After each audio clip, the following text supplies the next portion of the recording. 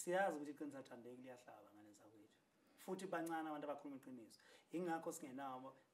ukhala ngokuthi mancane amadoda aneqiniso ngoba ayesaba ukukhuluma iqiniso ngoba liyahlaba abathizi bese bezohlasela mina ngeke ngithi ke mkhanga nandaba mina nginandaba mina cha indaba kunayo impela hayi mawungixekela iqiniso nginayo indaba kodwa mawungixekela amanga elana nami ngizoyibuza khona hayi kwenzakalani akekho umuntu onomona nomunye umuntu ngane zakwethu ufuna ngabe angiphumelele kanje kwethu ngomona umona uyamvimba umuntu fanele bekwazi lokho umona nje uyamvimba umuntu ukuthi ngoba bemkhaya sengi-adopt i-strategy esisha sokuthi ake ngivamise ukuthi uyithulela nje ngangibona emkhaya abantu bengibuza bethi ukhuzana uthuleleni why ukhuzani engakhuzi abalandeli bakhe bethuka abantu uma ngibhala emkhaya ngibhala i-statement bathi ama-essay yabo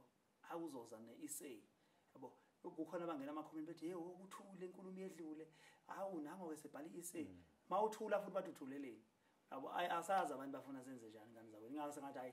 noma mina sengizoyithulela nje yona into ngizoyenza le ngizoyivalela umlomo wami mina ngoba ngiyabona mina ukuthi hayi gcineni kosuku uzogcina manje ungazi ukuthi ufuna kwenzakaleni leyana namhlanje siyakhala libalele kusasa siyakhala sazi manje sifunani kanti so ukulawula abantu ukuthi uphile kanjani kunzima emkhaya yona into engifuna ukuyidlulisa nje abantu beyazi ukuthi ayi kungagcini phela manje kuze kweqe yabo uyabona nje emkhaya sesikhathini enzima manje yabo uyabona manje usungabona umuntu entshontsha emkhaya ungamcibi ukuthi yantshontsha mawuthi uyamceba kuthwani unomona shuthi nami ubona umuntu entshontsha ufuna wenze njani nawe shuthi untshontsha nawe shuthi phela ntshontsha nawe bese wena uzenza ke ukuthi ubanjwe bese nibanjwa nonke kanjalo ngoba khona omnye umfo owakwanxuxela ukuthi emsebenzini waxoshela ukuthi kunomuntu wayentshontsha bengamceli ukuthi uyantshontsha kodwa bazi ukuthi uyantshontsha thema sebanje ukuthi uyantshontsha makubuka kumakhamera umfowethu futhi wakithi loyo wayengicela lokho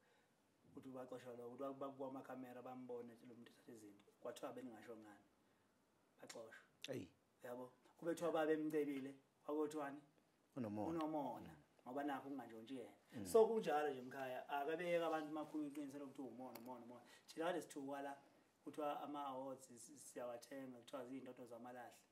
akaze sisho sithi khona umuntu nambona nempumelelo yethu sasibabonga ngoba sasazi ukuthi phela yona ndlela yokudefenda uma ngabe uhlasela i-team yakhe ihlasela futhi ushaya igoli ushaya ibhola kakhulu lihambe udefend so abantu bakithi ake beyifundele ukuthi uma ngabe engomeni zethu emkhaya sishayana yes ukungcweka lokho yabo phela singabafana egcineni kosuku kodwa futhi asikhuthaza ukuthi abantu belwele lezo zinto lezo ukuthi thina siyancweka iqiniso ngempela nami akekho umculi ngemzondayo ube ngiyazenzela mina ngempela ngiyazenzela abaculi bonke baphumelela bonke sibe sesigabeni esisodwa sicompete ke silinganeni akumnandi ukuthi ushayine wedwa noma ube phezulu wedwa kade ngihlangane noNgizwe Sunday eMashroom Lounge wathi kimi emkhaya kumele uyibheke lento akumele ukuthi uvumele lento ukuthi ufuna udume wedwa yabo ngoba uzogcina ungasena competition ngempela ungasena competition yabo kumele ubalinde ukuthi ufika phezulu ubalinde abanye benyuke befike nihambisana uphinde ubashaye uphinde ubalinde uhamba balinda ngoba manje bawuloko ushayina wedwa nje ubona uzojabulela lonto leyo yabo khuluma nento ade ngisho la ukuthi kwesisikhathi ukhompyutha wedwa kahlahle nje league siyabhola manje emkhaya asilikhuluma iqiniso ileague nje la South Africa yebhola siyabhola yini na iSundowns